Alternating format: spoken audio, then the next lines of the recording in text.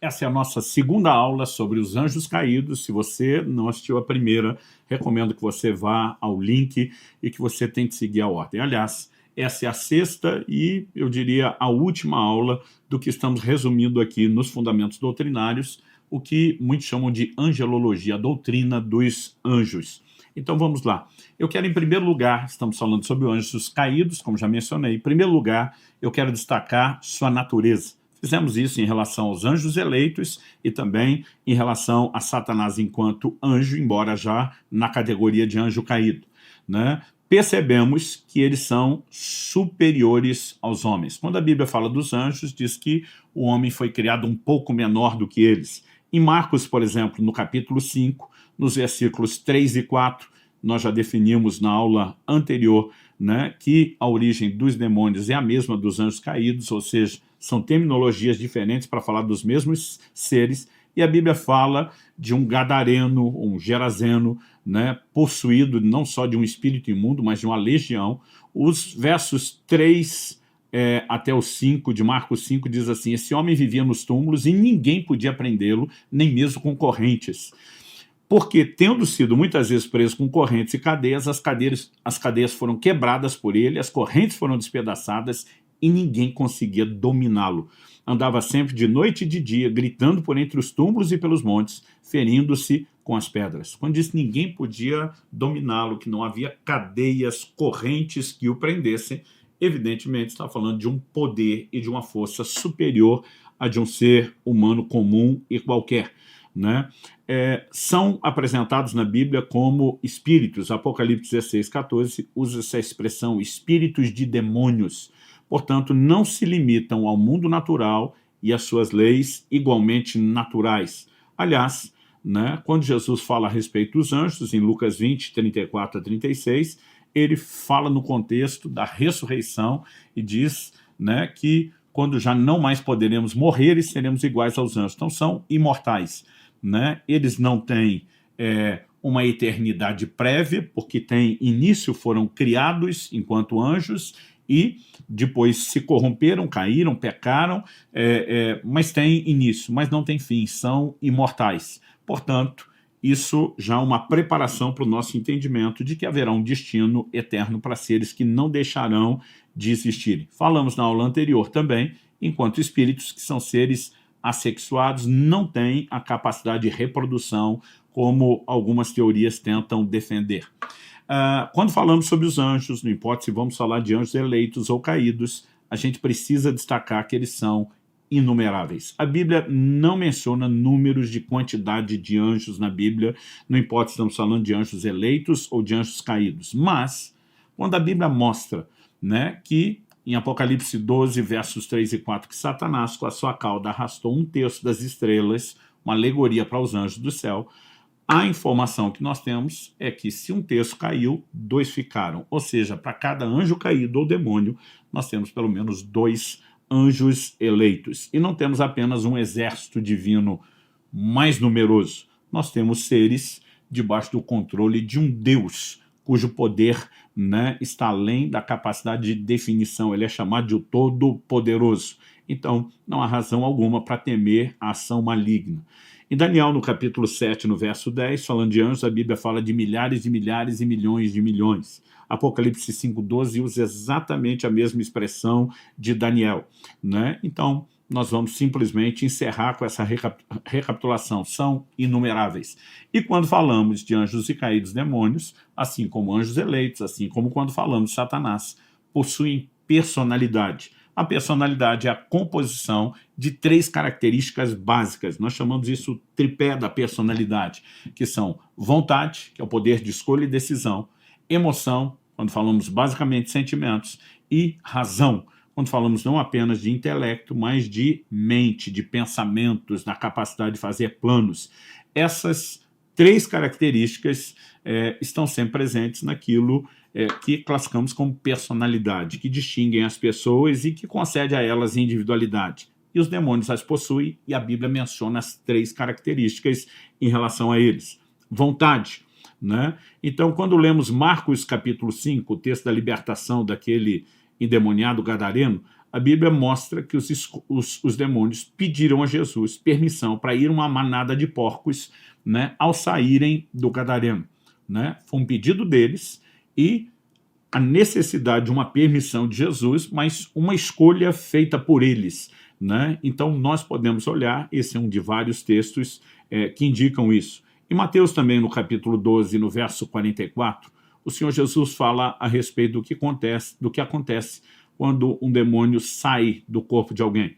Né? O texto diz assim, eu vou ler na verdade do verso 43 até o 45, que diz, quando o espírito imundo sai de uma pessoa, anda por lugares áridos procurando repouso, porém não encontra.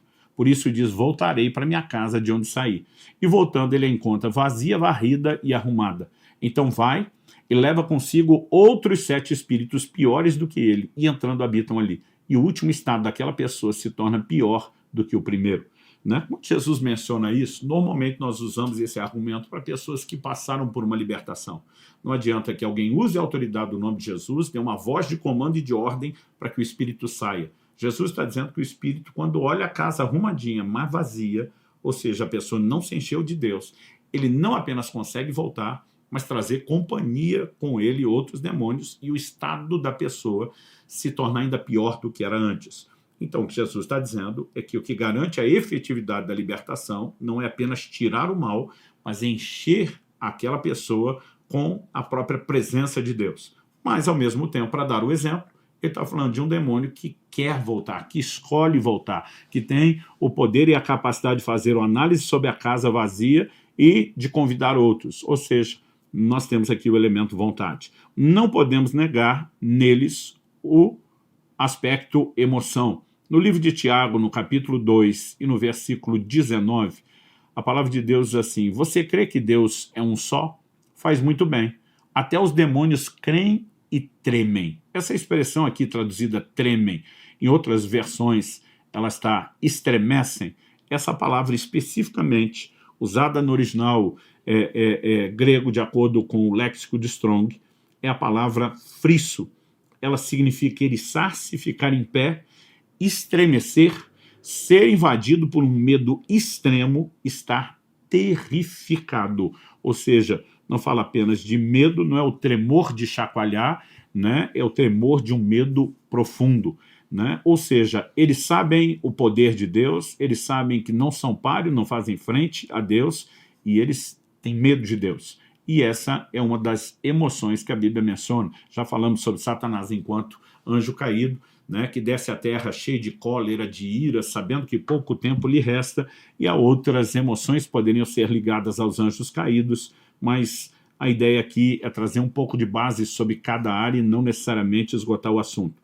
E quando falamos a respeito de razão, nós precisamos reconhecer que os demônios possuem conhecimento acerca de Cristo e também a respeito do futuro deles. Né? Por exemplo, em Mateus, no capítulo 8 e no verso 29, nós temos um episódio que não pode ser ignorado quando o assunto é esse, que é a versão lá de Mateus sobre a libertação do Gadareno. Né? O verso 29 fala dos demônios gritando, o que você quer conosco, filho de Deus?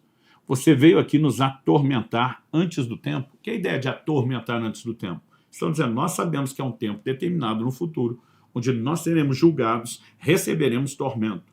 Mas você veio fazer isso antes da hora, né? O que significa que é uma hora pré-determinada, pré-estabelecida, para que esse tipo de julgamento se manifeste. E esse comentário também é interessante. Mas, ao olhar para isso, percebemos aqui o uso da capacidade de razão, né? Da capacidade de raciocínio. 2 Timóteo capítulo 4, verso 1, assim como Gálatas capítulo 1, verso 8, mostra que eles também planejam doutrinas enganadoras, ou seja, têm essa capacidade de pensamento.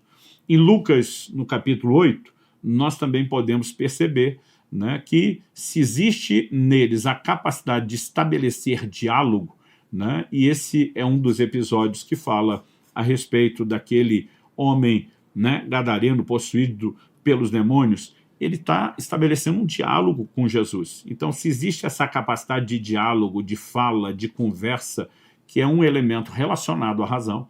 Aliás, Atos 19 nos fala, no verso 15, a respeito de alguns demônios que os filhos de Seva, que era o exorcista, tiveram que lidar.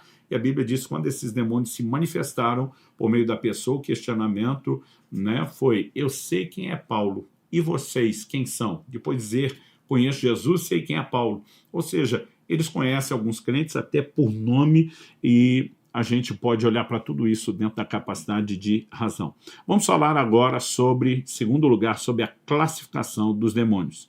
Percebemos haver entre os demônios uma certa hierarquia, né? Em Efésios, no capítulo 6, a Bíblia nos mostra que, diferente do Antigo Testamento, quando Israel guerreava contra várias nações, a Bíblia diz: porque a nossa luta não é contra a carne e o sangue, ou seja, não são pessoas, nossos inimigos não são outros seres humanos. E diz assim: mas contra os principados e as potestades, contra os dominadores desse mundo tenebroso, contra as forças espirituais do mal nas regiões celestiais. Então ele está falando de uma luta contra espíritos malignos, né? E toda essa apresentação, príncipes e poderes, fala de hierarquia, né? Dominadores. Depois a Bíblia fala de forças espirituais. E aqui nós não temos necessariamente uma classificação de governo, mas também na mentalidade do exército, aqueles que executam as ordens. Nós já vimos que a Bíblia, quando usa o termo principado, muitas vezes fala a respeito de um domínio, né, em níveis diferenciados. Daniel, capítulo 10, no verso 13, né, nós vemos a ideia de o príncipe do reino da Pérsia. Depois, no verso 20, a Bíblia fala não só do príncipe da Pérsia, mas também do da Grécia. E nós vemos que é um anjo falando de uma luta que ele terá no plano espiritual. Portanto, isso precisa envolver os anjos caídos, os demônios no plano espiritual, e também entre eles existe essa classificação hierárquica. Em 1 de Pedro 3,22, em Romanos 8,38, né, a expressão potestades ou poderes, autoridades, são usadas para falar de espíritos malignos, né? Quando falamos também dessa hierarquia, não podemos reconhecer apenas príncipes de nações. Me parece que muitas vezes é o que alguns tentam classificar de espíritos territoriais. Em Mateus, no capítulo 5, no verso 10, nós vemos que os demônios se manifestaram no Gadareno, pediram a Jesus, pediu-lhe com insistência que não os mandasse para fora do país. Outras traduções só dizem, né, para fora daquela região, né? Não define país na perspectiva e do tamanho que nós temos de país como hoje, mas alguns textos simplesmente só usam a expressão região, né? A palavra aqui traduzida fala de um espaço localizado entre dois lugares ou limites. Ela é usada às vezes para falar de uma região, às vezes para falar de um país, né? Então, a tradução ela é incerta, mas uma coisa é inquestionável. Me parece que havia uma preocupação territorial. No entanto, né, a gente pode, junto com outros textos bíblicos, tentar especular se há outros que falam de hierarquia, se há outros que falam de príncipes de nações, pode ter uma hierarquia inferior, mas não podemos dizer isso com toda certeza. Também encontramos algumas classificações que estão relacionadas com atividades. Então vamos lá. Lucas capítulo 13, verso 11, fala de um espírito de enfermidade. Uma mulher tinha um espírito de enfermidade, não podia, ela era encurvada, não podia endireitar, Jesus impôs as mãos sobre ela. Atos 16 fala de Paulo em Filipos lidando com um espírito de adivinhação. 1 Reis 22, de 19 a 23, nós temos a denúncia feita por Micaías, um profeta de Deus, de um espírito de mentira se manifestando na boca dos profetas que estavam diante de Acabe. Em 2 Timóteo, no capítulo 1, no verso 7, Paulo usa a expressão espírito de medo, que Deus não nos deu espírito de medo. Em 1 de João 4,6, a Bíblia fala de um espírito de erro, né? E isso nos faz entender que não necessariamente sejam tipos de seres espirituais diferentes, mas que há uma espécie de categorização de atividades. Alguns migram e atuam, né, com talvez mais frequência e recorrência numa área do que em outra. Terceiro lugar, vamos falar aqui sobre o caráter e a atividade dos anjos caídos. Bom, de uma forma geral, nós podemos reconhecer que eles agem refletindo o próprio caráter e obras de Satanás, uma vez são liderados por ele e executam o seu próprio plano. Em Lucas, no capítulo 13, quando nós vemos Jesus libertando aquela mulher de um espírito de enfermidade, algo interessante a ser observado é que, inicialmente, a Bíblia diz que essa mulher tinha um espírito de enfermidade. Tá? Isso está no versículo 11. Chegou ali uma mulher possuída de um espírito de enfermidade havia já 18 anos. Mas no verso 16, depois de libertar a mulher, Jesus diz: por que motivo não se devia livrar desse cativeiro em dia de sábado essa filha de Abraão, a quem Satanás trazia presa há 18 anos? Aqui Jesus atribui a prisão a Satanás. Isso não significa que o próprio Satanás era o tal do espírito de enfermidade, mas como eles são subalternos, como eles estão debaixo da autoridade do governo de Satanás e executam os seus planos e os seus comandos, então a prisão na qual a mulher estava de um espírito de enfermidade é atribuída a Satanás, porque é uma organização, um planejamento e uma atividade que procede dele. Dito isso, nós reconhecemos que existe um alinhamento não só de anjos que seguiram Satanás na sua rebelião, mas que abraçaram seus valores, seus princípios, seus caráter, e, portanto, a gente pode dizer que eles normalmente refletem o próprio caráter e obras de Satanás. Então, todas as características que foram expostas anteriormente acerca do caráter e das atividades de Satanás se encaixam nessa descrição, e eu não vou repetir tudo isso aqui. Mas algo que eu acredito que seja muito importante é, mais uma vez, a gente destacar, assim como quando falamos do destino de Satanás, falamos a respeito do controle de Deus. Quando os demônios perguntam para Jesus: você veio nos atormentar antes do tempo? Eles sabem que há um tempo definido, que o juízo é certo, não há a menor possibilidade de que eles virem o jogo e ganhem essa guerra. No entanto, eles também sabem que antes do tempo não deveriam ser julgados. Então, algumas coisas que nós precisamos levar em conta. Por exemplo, Satanás diz para Jesus na tentação, isso está registrado lá nos evangelhos. A Bíblia diz que ele mostrou os reinos, as glórias do mundo e diz: tudo isso te darei se prostrado me adorares. Interessante que Jesus não responde: nada disso foi te dado. Mentira, você é enganador, não te foi dado coisa nenhuma. Jesus não contesta isso. Ou seja, Jesus trata como certo. Em outro momento, Jesus se refere a Satanás no Evangelho de João, lá no capítulo 12, chamando ele de o príncipe desse mundo. Ou seja, ele está dizendo, ele tem autoridade. Agora a pergunta é, quando é que essa autoridade foi dada? Deus nunca deu essa autoridade diretamente a Satanás. A Bíblia nos mostra que Deus deu essa autoridade ao homem. Mas 2 de Pedro, no capítulo 2, no verso 19, nos mostra o quê? Que quem é vencido em algo se torna escravo daquele que o vence. O que se entende é que, por ocasião da queda e do pecado, a autoridade que o homem recebeu de Deus, ele acabou passando às mãos de Satanás. A pergunta é, porque isso ainda não foi retomado? Jesus usa uma linguagem em Mateus 21 interessante, ele fala de um arrendamento. Quando fala de Deus concedendo o seu reino aos homens, ele fala de uma vinha que foi arrendada. Ele fala que o primeiro grupo de lavradores, uma alusão a Israel, não entregou os frutos, então ele diz, vou confiar a vinha a um segundo grupo de lavradores. Mas o arrendamento é sempre um contrato com prazo determinado.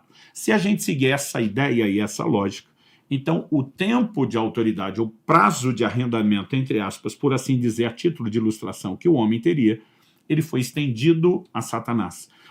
E de alguma forma esse tempo precisa concluir antes de que Deus estabeleça o juízo final.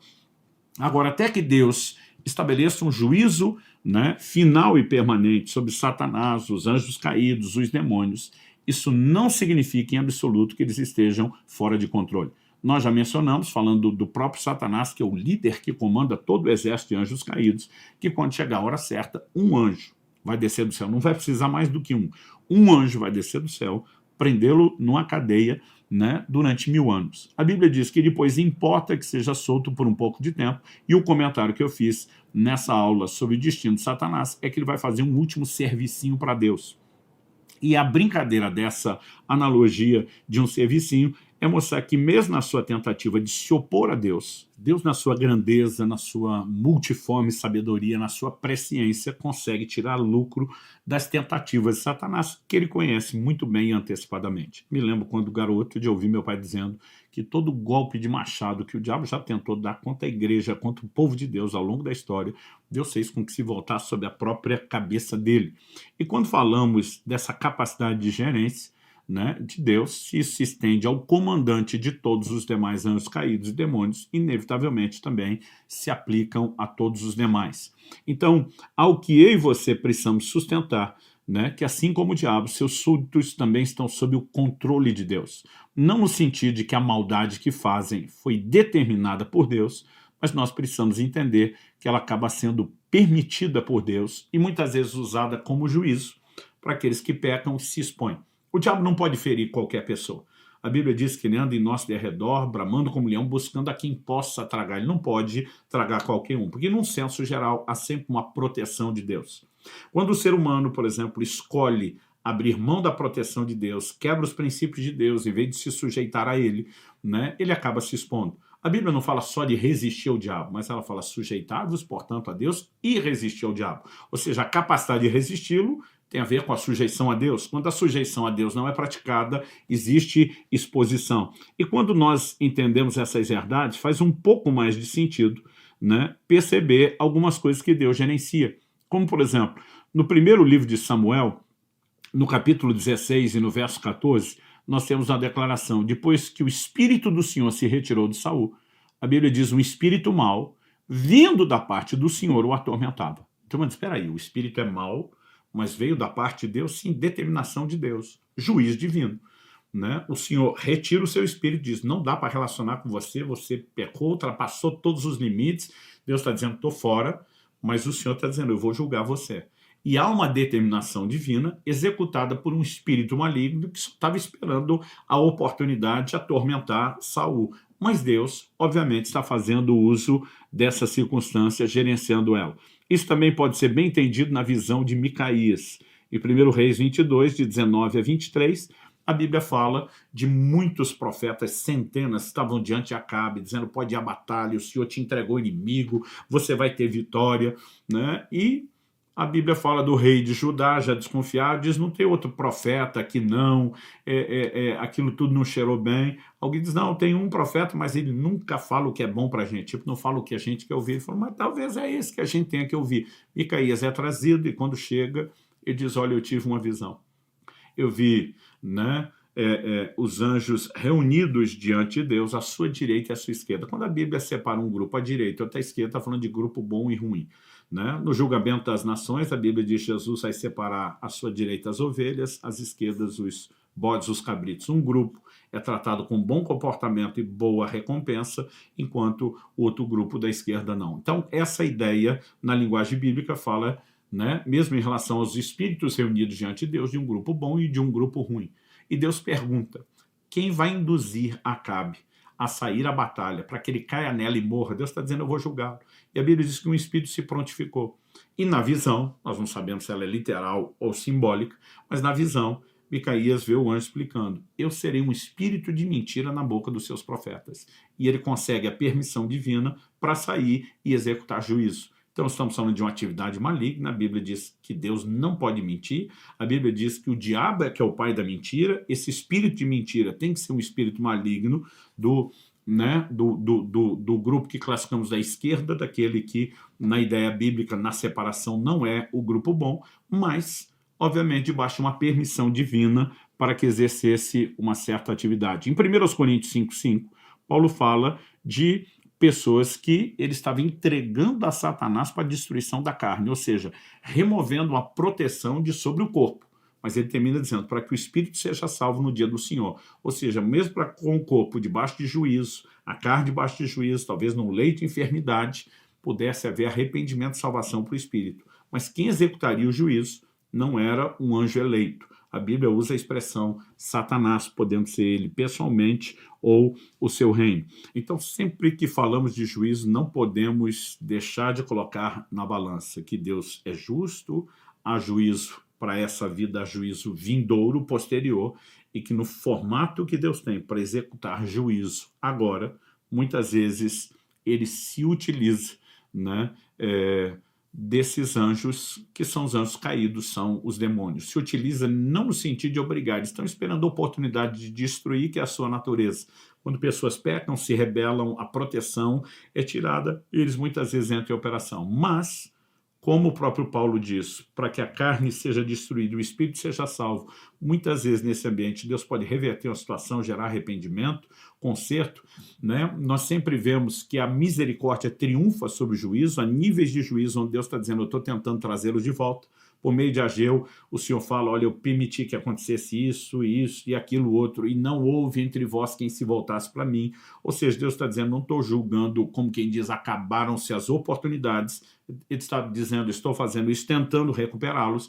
E nessa ideia geral de juízo, o Salmo 78, 49 diz, lançou contra eles o furor da sua ira, cólera, indignação e calamidade. Mas aí ele acrescenta, legião de anjos, portadores de males. Aliás, se você lê o Apocalipse, né, e já mencionamos alguns desses textos anteriormente, em outras aulas, você vai ver anjos que estão presos, portanto, a gente simplesmente já presume aquela declaração, são anjos caídos que pecaram, que serão soltos para execução de juízo. Ou seja, não estão fora de controle. Não significa que podem fazer o que querem e que Deus não tem condição de reverter, né, esse quadro. Também não significa que Deus está liderando essa obra má, mas muitas vezes permitindo que as consequências se instalem e nós não podemos negar o controle de Deus. Além disso, precisamos destacar o destino.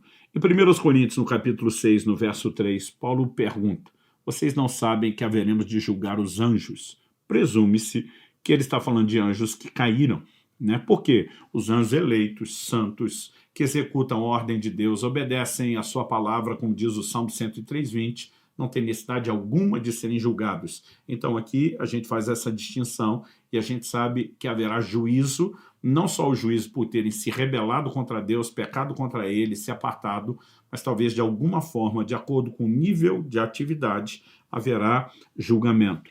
E a Bíblia fala, né, de tormento eterno. Por exemplo, em Mateus, no capítulo 8 e no verso 29, nós lemos o seguinte, que aqueles anjos, né, perguntam para Jesus, você vem nos atormentar antes do tempo? A gente já falou que tem um tempo determinado e que virá o tormento. Agora, quando esse tormento vier, ele será irreversível.